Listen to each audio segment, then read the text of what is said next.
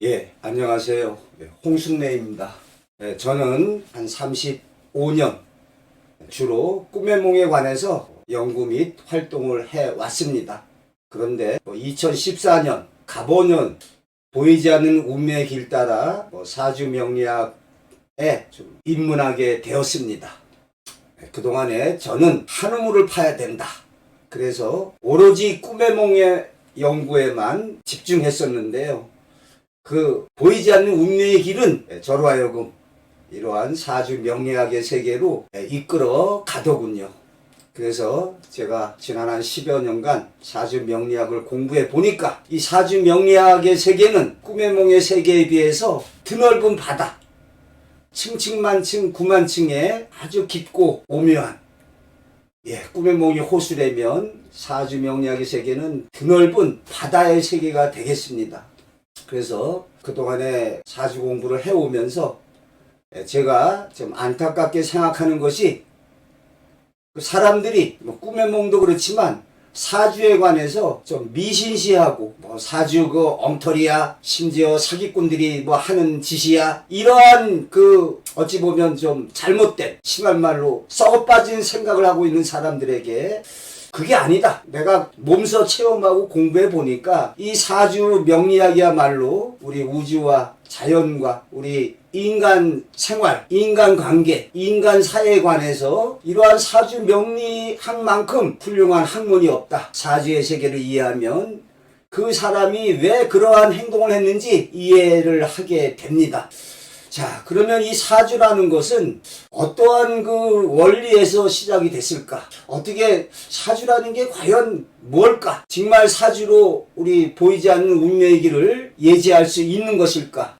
제가 얼마 전 유튜브에 올린 동영상에도 우리 인간의 보이지 않는 운명의 길을 보여주는 것이 있다.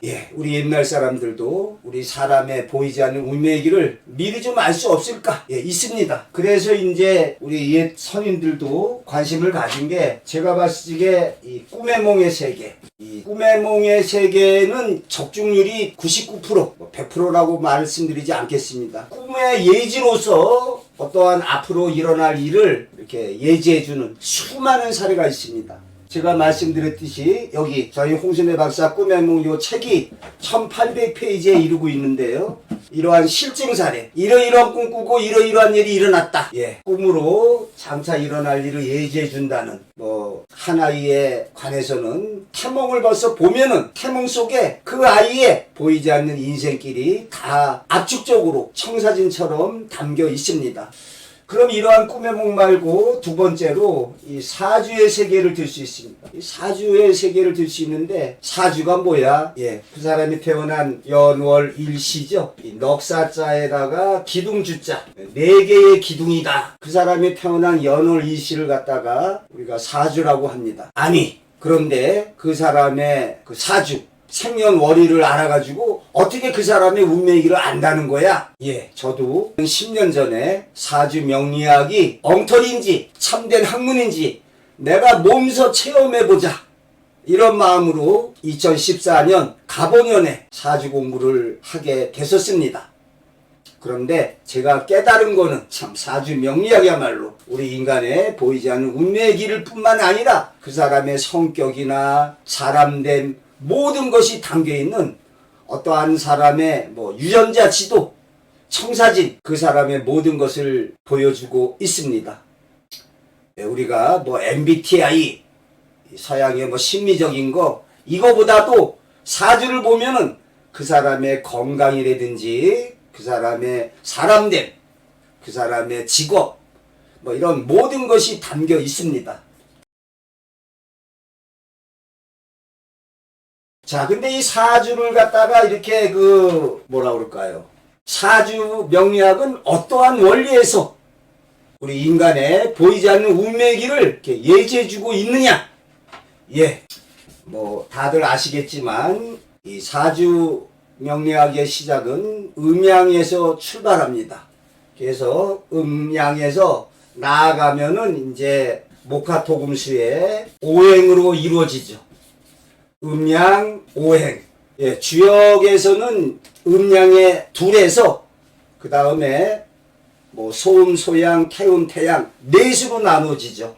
좀 주역 나가는 거하고 다른 게 이 사인데 사주의 세계에서는 양과 음으로 있으면서 이 토가 사이에 들어가죠.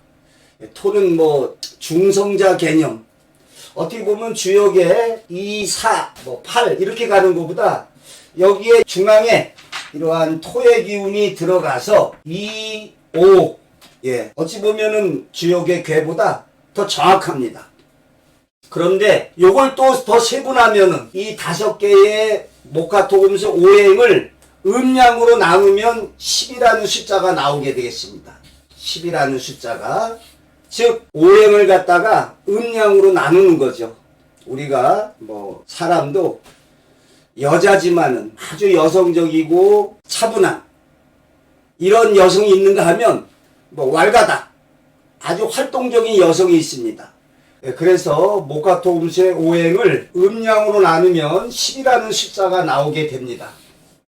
사주의 세계에서는 보다 좀 자세하게 천간은 갑을병정 무기경신 임계에서 10개로 나누지만 지지는 임묘진 사오미 신유술 해자축해서 12개로 즉 십간 12지에 이러한 간지로서 그 사람의 음양 오행의 관계를 살펴보고 있습니다. 예, 또한 우리 보이지 않는 운명기를 미리 좀 알 수 있는 것에 세 번째로 굳이 들자면 어떤 뭐 관상, 얼굴 보는 거 말고 그 사람의 행동 거지를 보는 체상, 또 체상에서 나아가서 그 사람의 마음 씀씀이를 보는 심상을 들 수가 있습니다. 대표적으로. 그래서 우리가 동양학에서 그 어떠한 사람의 보이지 않는 운명의 길을 그 사람이 꾸는 어떠한 꿈에서 뭐 태몽이라든지 꿈에서 장차 일어날 일을 추정할 수가 있고요. 또 그 사람의 사주를 보고 그 사람에게 일어날 운명의 길을 예지할 수 있고 그 사람의 관상이나 그 사람의 하는 짓거리, 체상, 또 그 사람의 마음 씀씀이, 심상을 보고서 그 사람의 어떤 보이지 않는 운명의 길을 추정할 수가 있겠습니다. 자, 그러면 어떻게 이 사주를 보고서 그 사람됨이나 그 사람의 보이지 않는 운명의 길이나 그 사람의 건강운이나 그 사람의 직업에 관한 이런 걸 알 수가 있을까? 이 사주는 한마디로 말하면 음양 오행의 학문이라 하겠습니다. 음양이 기본이고 그 다음에 이걸 조금 세분했다고 보면은 이제 오행이 되는 거죠. 목화토금수의 오행. 그 다음에 이 오행을 갖다가 좀 자세히 사주에서 나눈 것이 십간 12지가 되겠습니다. 예, 사주는 음양 오행의 학문이라 하겠습니다. 뭐 우주와 자연과 우리 인간사, 인간 생활에 있어서 변하지 않는 불변의 진리가 한 몇 가지 있습니다.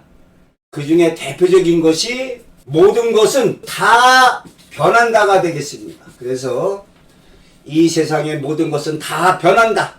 이 세상에서 변하지 않는 것이 있다면 모든 것은 변한다는 그 진리만큼은 변하지 않는다. 그래서 이러한 그 변한다는 것을 갖다가 한자로 하자면 이게 역자가 되겠습니다. 그래서 뭐 사서상경의 역경, 뭐 주역, 주나라 역이라고 해서 이 주역이 이러한 변하는 것에 대해서 다루고 있습니다. 예, 변하지 않는 것이 없습니다.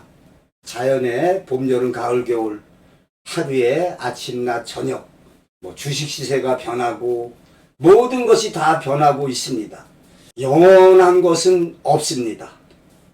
그런데 두 번째로 들 수 있는 진리로 이러한 그 변하는 것이 마치 그 태극기의 이 가운데 있는 것처럼 이러한 음양이 서로 어울려서 변화 발전해 나가고 있습니다.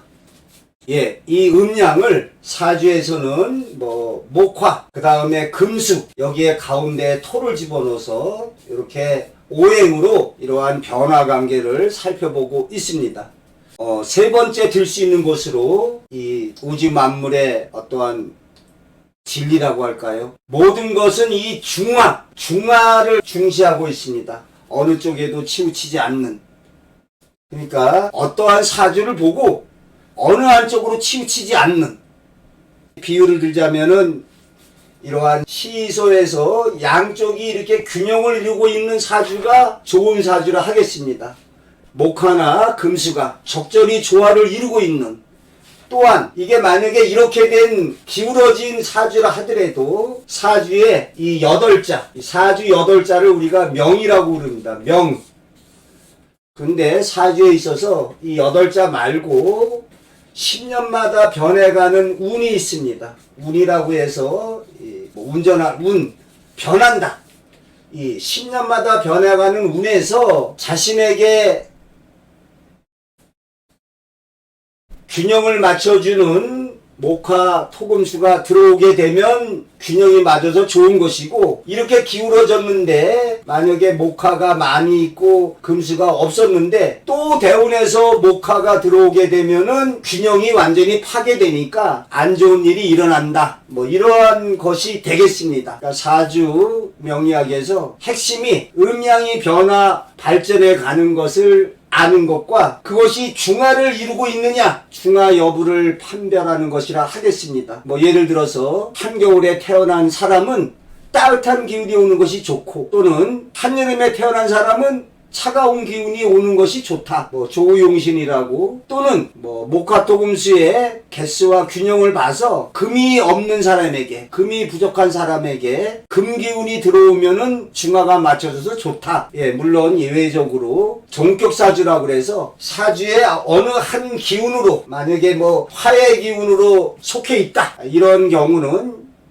예외적으로 어차피 판세가 기울었으니까 화로 똘똘똘 뭉쳐져 있는 사람에게는 차라리 이 화운이 좋다, 아니면 화운을 밀어주는 목운이 좋다. 이 종격사주라고 있는데 그거는 뭐 1만 명 중에 한두 명 있을까 말까한, 그래서 이 사주 명리학에 있어서 제일 핵심적인 것은 음양오행의 변화, 음양오행의 이 중화를 갖다가 살펴보는 것이 바로 그 사주 명리학의 근본이라 하겠습니다.